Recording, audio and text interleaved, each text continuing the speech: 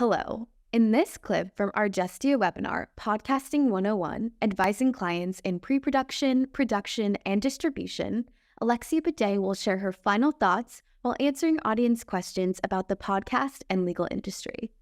If you'd like to see more Justia videos on law practice and legal marketing, be sure to subscribe to our channel. And I noticed that there were some questions as we were going, so maybe Nina will turn to those. Yeah, thank you so much for that presentation, Alexia. Really informative. And we can go ahead and jump into some of our audience questions. Yeah, Awesome. great. So I'll take them in no particular order. That's fine. Yeah, that works. You can, if Okay. you wanted to choose the ones you can, or I can read them to you, whatever your preference is. Yeah, it's okay. I'll go through those. So, all right. So I'll try and take them somewhat in order. So if you, there's a question, if you decided to create a podcast yourself, what would be the first 5 to 10 steps that you would think about when in doing that? Sorry, I just lost it when you moved it. Okay, what would be the first 5 to 10 steps you would complete before starting your podcast?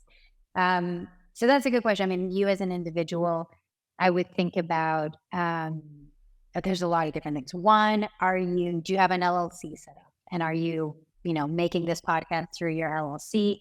Which is a good thing to think about early, because if you mess up and get sued, at least the hope is that your personal assets and, you're not liable individually, but the LLC would be. So a lot of people will do that as a first step.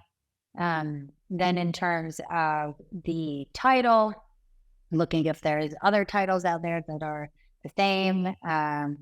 Is it a title you want to put, before you go and invest a lot of resources and money behind a specific title, seeing if there's a competing show that exists out there? That's a good step. If you're anyone that you're working with, even if it's a friend, especially if it's a friend, have an agreement with, because if they're not employees, which they probably aren't, and they render services in connection with the podcast, whether that's compose and theme music, whether that's do the cover art, whether that's help you write scripts, whether that's editing, unless you have an agreement with them, their work is not work for hire. So having it be work for hire, meaning that you own all of it, will just make it much easier and be very important. Otherwise, they can potentially get in the way of you're exploiting all of the rights in the show. Making sure that depending on what kind of show it's going to be, think about how you're going to source it, how you're going to report it. If you want to register the copyright, you can only register the copyright for episodes in a batch before you release. Once you start to release, you have to register them one at a time. So maybe thinking about that.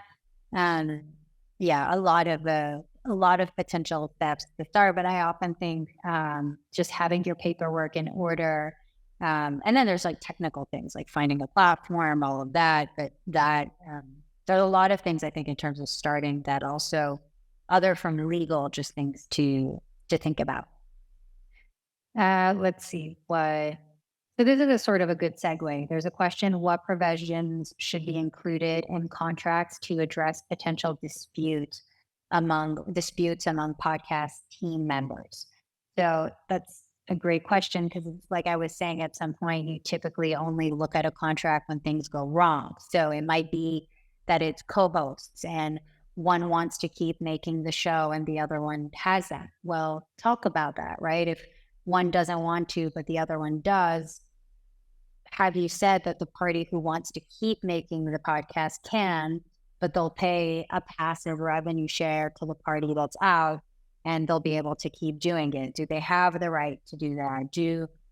What if there's a creative dispute? Whenever you put that all creative decisions will be mutually approved, what happens if there's a tie break, right? If you don't have a tie break, that technically means that until you make a mutual decision, you're stuck. So whenever you have mutual approval, having tie break mechanisms, thinking about what happens when one side wants to move forward and the other one doesn't. It's really like there's really those provisions. It's what happens after the term, who gets to make decisions in connection with the podcast, and it's often resolved by there's one side that'll be able to keep to make it, but there'll be some benefit to the other side, so they'll continue to participate somehow in the revenue.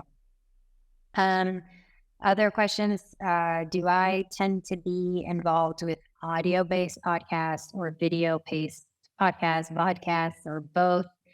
How would I revise my advice, if at all, for those who want to create video-based podcasts? It's a good question too. I mean, it comes up a lot. I think I wouldn't change the advice in the sense that when I draft an agreement, I would assume that at some point your client's going to want to have a video component. So even if they don't now, have that already. Have that the podcast is going to be primarily audio, but can be synced with visual materials. Have that it can be distributed on both audio and audio-visual platforms, so that at the point at which you do want to have a video component, you don't have to reopen the deal. So it's just sort of think about that. And especially nowadays, podcasts are, YouTube is a really popular distribution mechanism for podcasts, in large part because it's easy with discoverability. So if you like search for something on YouTube, a podcast there, it's going to be, it's very difficult sometimes to find a podcast on other platforms. So more and more people are putting their podcasts both on audio platforms and YouTube for discoverability reasons. So thinking about that is important as well, and making sure you have the rights to both sync your podcast with video, visual elements, but also distribute the podcast on audio visual platforms is important. Do I tend to represent the host or the production company of a podcast? If so, why? Are there particular advantages to specializing in representing either the host or the production company? So I tend to represent mostly production companies. That's the way that my practice has evolved. And you will find that most attorneys do one or the other, or one reason, which is that you're conflicted out often otherwise, right? Because if you're representing the hosts who are working with production companies or platforms, it's very difficult you kind of have to pick one, because otherwise with conflicts, you're just too often conflicted out. And I don't really know where there are specific advantages. I think you have talent attorneys that tend to represent hosts, and other attorneys who represent more platforms. I think it's also a question of preference. Do you prefer working with production company? Do you prefer working with the individual talent?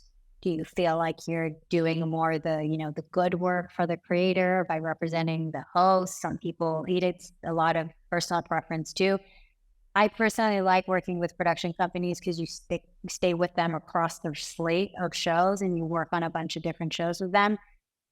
So yeah, I don't think there's a right or wrong. It just depends the way you develop your practice. There's another question about guest releases, whether there's a specific case I've handled in which I've represented the creator or the financier of the podcast, and I found myself dealing with the attorney for a guest, and the back and forth became particularly fraught. What did I do to alleviate the guest attorney's concerns? That's a great question. The answer is yes, all the time. Every single time you put paperwork in front of a guest, you get a lot of comments back, which, like, stepping aside and just being human about it for a second, makes sense, right? If you get a piece of paper that says, you can use my name, likeness, and voice in any manner, however, in anything, and I waive all rights to complain, I'm not famous and I wouldn't like to sign that. So I understand that you get pushback, and you get pushback about that. You get pushback, they want it to be narrowly tailored in one episode only, no other uses. They want approval over promo. They want to be able to review. And, in terms of, you say, how'd you handle it? Often when I get asked by the talent attorney, we want a chance to review how we sound in the podcast. To me, I'm like, I can't do that because it's a question of editorial independence, right? And one, the show needs to be perceived as something that the client's made that's editorially independent. And you don't want also your client to be seen to have, basically dictated how they're going to sound in the show. Sometimes you say, like, I'm really sorry, I can't do that. But listen, what I can tell you is I'm the production counsel. I review everything that gets released. There's no interest, we have no interest to make the guests look bad. If if the guest says something problematic, it's a problem for us because we're publishing it.